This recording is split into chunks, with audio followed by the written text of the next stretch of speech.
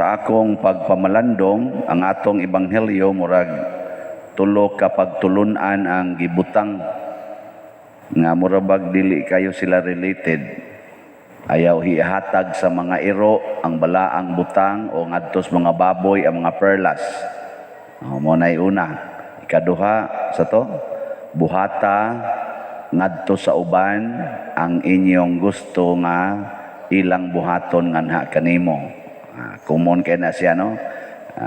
Sa tunay in English, ana, do unto others what do you want others do unto you.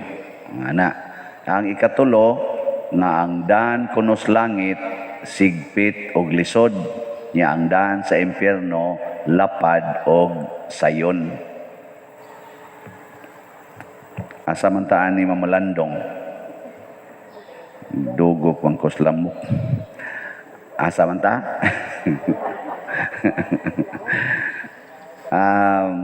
Ato na lang ning usahon ug madag usahon. Ang kining pagtulunan sa Ginoo bitaw nga ayaw ihatag ngadtos mga iro ang mga balaan or ngadtos mga baboy. Murag para nako usas mga implications nagdistinguish ni siya sa kanibang tao o sa animals. Karon ra bang panahon na murag naningkamot nga ang animals mahimong tao, nga ang mga tao mao na itong ginganlag animal. Unya, kamo kisa may mas pinangga ninyo, ang tao o ang mga animals? Sure? Daghan ra ba kayong mga anak makasab-an kay wa mapakaon ang iro? Wa maatiman ang iring, wa mapatuka ang manok, makasab-an ang mga anak ko no? Ay ana. Nawagan ni uban mga magtiayon, nagbuwag niya ang pagbuwag na nila ang iyang gida, ang iyang iro ug ang iyang iring mo'y gida. Ang bana gibuwagan or ang asawa gibuwagan niya, ang iyan ang isigig hapuhap dito, ang iyan ang iro. Mao na hitabo gud.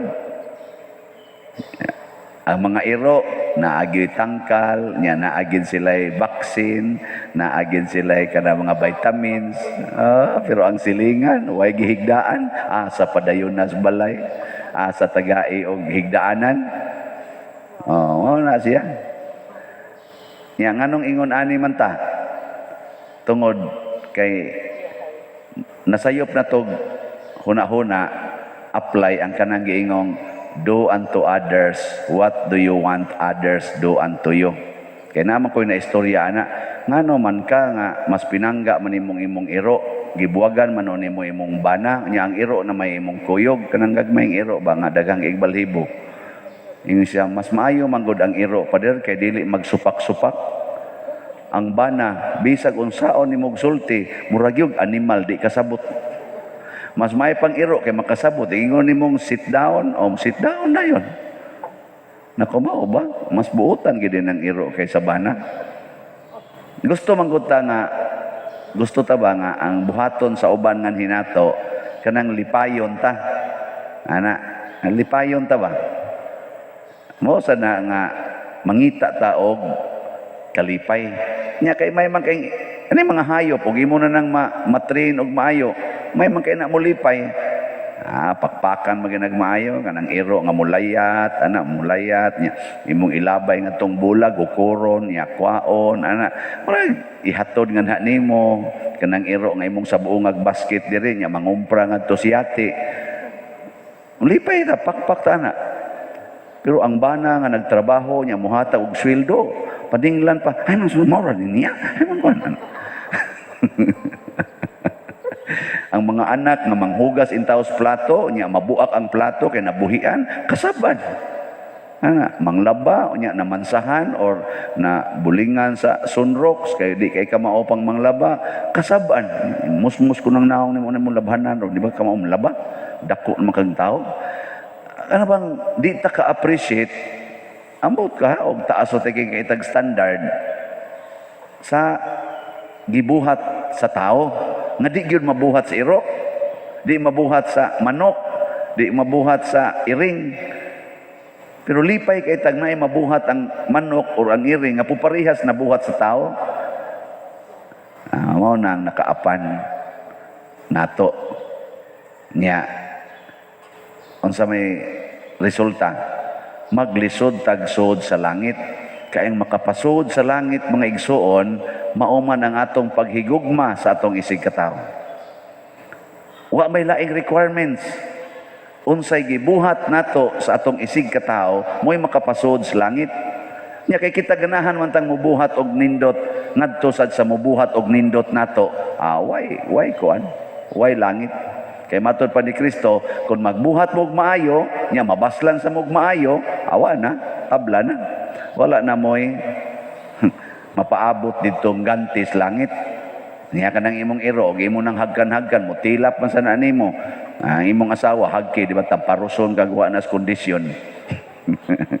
Ambot ka ang pari, hawak-hawak sa mandri. Paano ka? Suko sa tingali, oy. Pero iro, wala. Kami mga pari, usahay, porting iro na mo. Daghan kayong iro. Saan? Lantas iro, kaya saan tanan. Pero ang tao, baya yun mo'y makapalangit. Ngano man? Nganong makapalangit man ang tao? Kibaw mo gano? Wa mo kibaw? Grabe, hapit na lang ta mga matay din Wala kaya po mo kibaw. Tungod kay ang tao ra mo giangkon sa Ginoo nga iyang anak. Ang tao ra mo iyang gipili nga iyang himuong iyang nasod. Nga giingna niya si Abraham, ang imong kaliwat mudaghan pag-ayo, ako kang panalanginan o lisod pang lisod ihapon ang imong kaliwat, masayon pag mag-ihap kag abog. Sunang gana ang Ginoo diha ra gyud ni saad ana sa kanini ang tao. Pasabot makapalangit kay ang gipili sa Ginoo, ang iyang gihimo nga mao ang tao, iyang gihimo nga iyang kaugalingon. Nya ang Ginoo may gapuyo sa langit. Di ug imong higugmaon ang tao nga iyang binuhat, siyempre pasudlon jud ka dito sa langit. Nya karon nahigugma mo sa inyong isig katawo, labaw sa mga butang awa higugma, wa ba gihimos Ginoo nga iya bang kaugalingon ba sama na mga baboy, mga iro maubtan na din sa atong lugar niya may daghan di mantingalin ni sa ato ra daghan tibok sa mantingalin ning Pilipinas o tibok Cebu baka kani bang maghimo ani mga pigiri ba, ang pigiri backyard bitaw pigiri niya magbuhi ka diyag mga unom nga tos na po kabuk baboy baho naman kay nastanan niya ang imong silingan nga wa nagbuhi nga nadol-duol didto mo'y magsigig hanggap anang baho pero inig baligya ikaw rasan mo may pahimo sa halin pero sila mo'y tighanggap sa baho. Wa ka na maluoy, mas pinangga pa nimo ang baboy kay imong mang makwartahan pero ang imong silingan nga mao'y makapaluwas sa imong kalag, wa na nimo huna-hunaa. Saman, uyon mo ana dili. Mao na kanang mga nagbuhi og baboy nya baho na kaayo ang ilang silingan, padong mo gyud ang manimaho ngadto sa impierno. Ngano man? Wa jud ka maghuna-huna. Nga ang imong silingan. Pollution ba yan no? Kanang baho ba sa kuan ba? Hugaw, di ba? Pollution man na. Awa mo kibaw? Mo lagi, mo bitaw. Yang ano man nga makaalaw man ta nga ang pollution adto sa atong silingan. Unya, ang income aris imong bulsa.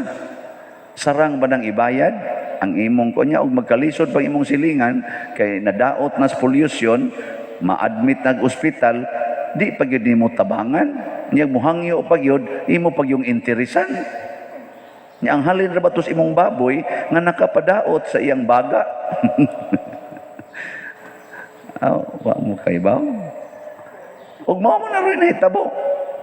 ang kanang mga tambal di ay nga atong gipang inom kasagaran ana do na mo na side effect ang mga produkto di nga atong gipang inom para nang giinom namo gabi tanawa di bawa kabangon ang kadaghanan kana perti mo nang mupatay unya ang namaligya ana perti ng mga datua unya kung masakit ka tungod sa ilang produkto manghuam kanila interesan pagyud ka ipaprinda pagyud ang imong itiim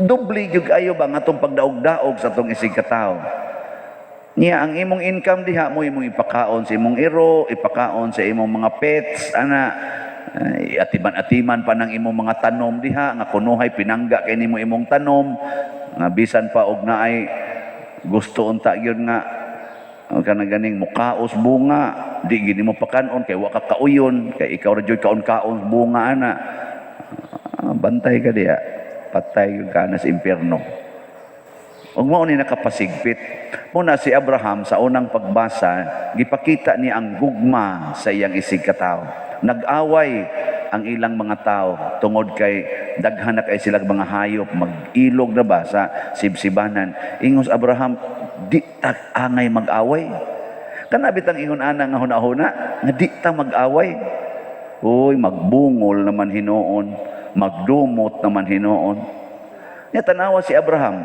nga duol kay kasing-kasing si Ginoo ang una niyang gipapili asa siya mopuyo ang iyang igagaw pasabot ang the best nga lugar ang mo unag pili mao si Lot ang iyang igagaw ang inya ang pinilian na lang kanindot ang nangahuna-huna ano ka na bang unahon nimo ang kaayuhan sa imong isig katawo ang imo ikaw nalay dawat sa sobra oy kita manoy mag-unag yun ang ato magyong kaayuhan bahala na mo diyang uban amo na pagsulti ni Abraham ani ni Lot nakita ni Lot ang kanindot sa walog sa Jordan kay tubig pay imob nindot kaayo ang mga balili ana dito dayon siya nipili kanang tawhanon ginawa si Abraham asa man tuan namang walog dito ingon man siya kung naa ka magpuyo sa usa ka dapit ari sa kuspikas dito na siya sa kabukiran iya desierto man pero ang Ginoo mihingon niya sige dia puyo dia bisag unsa panalanginan tika ako'y magbuot para nimo nindota no if we care our fellow men our brethren God cares for us kung muhatag tag nindot ngadto sa atong isig katawo ang Ginoo mo'y mubukbo sa nindot para nato mao na pinakanindot diha nya ini kamatay pagid nato langit pagid iyang ihatag sige kano be practice nato lingi ako no na imong tupad ingna unsa maroy imong gikinahanglan kay akong ihatag sige na unsa maroy imong gikinahanglan kay ihatag nako ako pangutan ako gina pangutan ako unsa may ingna pader unsa imong gikinahanglan ingna bang sige na mahadlok ra bang mangutana nga akong gikinahanglan nga mahalin ra gini atong slots sige dai manindog na ta